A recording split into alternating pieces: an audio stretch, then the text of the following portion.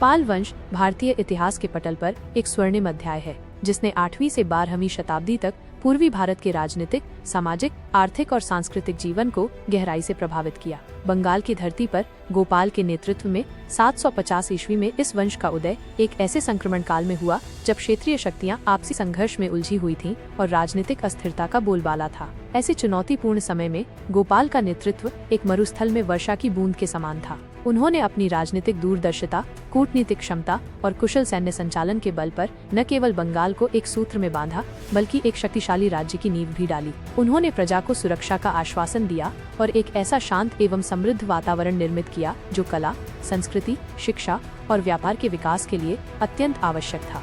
गोपाल की नीतियों ने पाल साम्राज्य की दीर्घजीविता और सफलता का मार्ग प्रशस्त किया।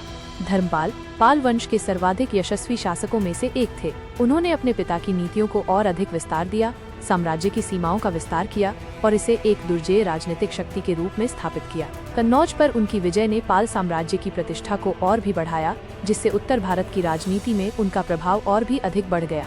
परंतु धर्मपाल की सबसे बड़ी देन शिक्षा और धर्म के क्षेत्र में उनका अतुलनीय योगदान था। उनके द्वारा स्थापित विक्रमशिला विश्वविद्यालय और नालंदा विश्वविद्यालय को संरक्षण प्रदान करने से शिक्षा के क्षेत्र में एक नव जागरण का सूत्रपात हुआ।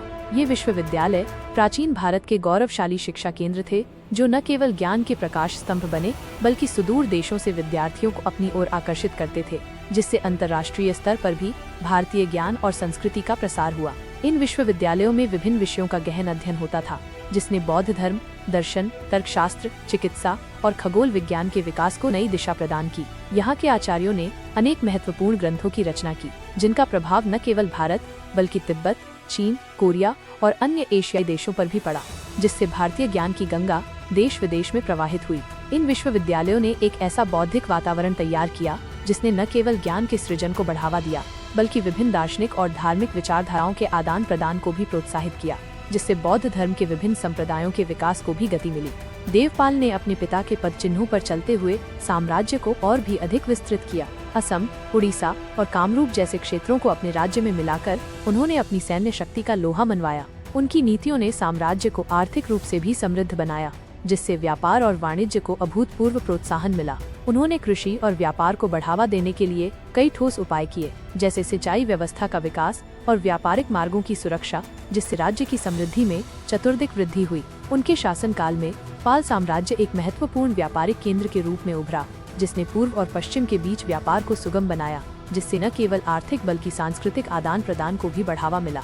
पालकालीन व्यापारिक गतिविधियां केवल स्थानीय बाजारों तक सीमित नहीं थीं, बल्कि इनका विस्तार मध्य एशिया, चीन और दक्षिण पूर्व एशिया तक था। इस व्यापार के माध्यम से भारतीय कला, संस्कृति और विचारों का भी प्रसार हुआ, जिससे भारत की प्रतिष्ठा विदेशों में भी बढ़ी। महिपाल, जिन्हें पाल वंश का दूसरा संस्थापक भी माना जाता है, ने एक कठिन समय में साम्राज्य की बागडोर संभाली। ऐसे समय में जब साम्राज्य की शक्ति क्षीण हो रही थी और आंतरिक विद्रोह तथा बाहरी आक्रमणों का खतरा मंडरा रहा था, महिपाल ने न केवल साम्राज्य को पुनर्गठित किया, बल्कि उसकी खोई हुई प्रतिष्ठा को भी पुनः स्थापित करने का भगीरथ प्रयास किया। उनके प्रयासों ने पाल साम्राज्य को एक नई ऊर्जा प्रदान की।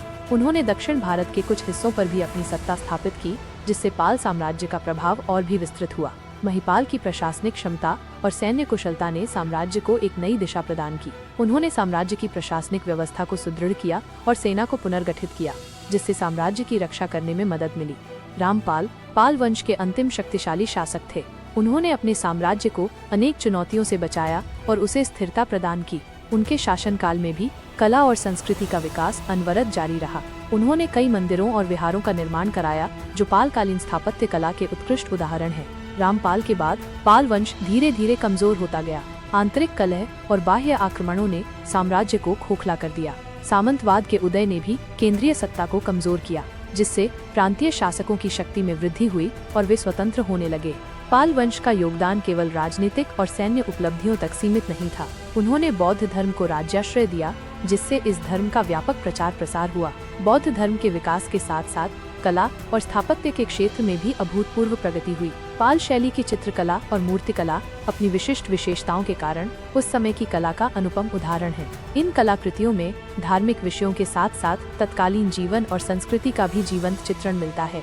पालकालीन मंदिरों और स्तूपों की वास्तुकला भी अपनी भव्यता और शिल्प कौशल के लिए जानी जाती है। इन संरचनाओं में भारतीय शिल्प कला की उत्कृष्टता स्पष्ट रूप से दिखाई देती है। पाल शासकों ने कला और स्थापत्य को बढ़ावा देकर भारतीय संस्कृति को समृद्ध करने में महत्वपूर्ण योगदान दिया। उन्होंने मूर्तिकला, चित्रकला और वास्तुकला को एक नई दिशा प्रदान की, जो आज भी कला प्रेमियों को प्रेरित करती है। पालकालीन कला में तंत्रवाद का भी प्रभाव देखने को मिलता है, जिसने इस कला को और भी विविधता प्रदान की। पालकालीन कलाकारों ने कांस्य मूर्तियों के निर्माण में भी कुशलता हासिल की थी, जिनकी सुंदरता और बारीकी देखते ही बनती है। हालांकि 12वीं शताब्दी में पाल वंश की शक्ति क्षीण होने लगी। आंतरिक संघर्ष और बाहरी आक्रमणों ने साम्राज्य को जर्जर कर दिया। सामंतवाद के उदय ने भी केंद्रीय सत्ता को कमजोर किया। अंततः सेन वंश ने पाल वंश को उखाड़ फेंका, जिससे एक गौरवशाली अध्याय का अंत हुआ। लेकिन पाल वंश द्वारा स्थापित सांस्कृतिक और धार्मिक विरासत आने वाले समय में भी प्रेरणा का स्रोत बनी रही। उन्होंने भारतीय इतिहास में एक अद्वितीय स्थान बनाया, जो उनकी राजनीतिक कुशलता, सांस्कृतिक योगदान और बौद्ध धर्म के प्रति समर्पण का प्रतीक है। पाल वंश का इतिहास भारतीय इतिहास के एक महत्वपूर्ण कालखंड को दर्शाता है, जो हमें उस समय की सामाजिक, राजनीतिक, आर्थिक और सांस्कृतिक परिस्थितियों का गहन ज्ञान प्रदान करता है। ये हमें ये भी बताता है कि किस प्रकार एक शक्तिशाली और प्रगतिशील राज्य की स्थापना और संचालन किया जा सकता है, और कैसे कला, शिक्षा और धर्म को बढ़ावा देकर समाज को समृद्ध और उन्नत बनाया जा सकता है। पाल वंश का योगदान भारतीय इतिहास में सदैव स्वर्णाक्षरों में अंकित रहेगा, एक प्रेरणापुंज की तरह, जो आने वाली पीढ़ियों को भी मार्गदर्शन करता रहेगा। पाल वंश का इतिहास हमें ये भी सिखाता है कि किसी भी सभ्यता और संस्कृति के विकास में शिक्षा, कला और धर्म का कितना महत्वपूर्ण योगदान होता है, और कैसे एक कुशल नेतृत्व और स्थिर राजनीतिक व्यवस्था समाज को समृद्धि और प्रगति के पथ पर ले जा सकती है।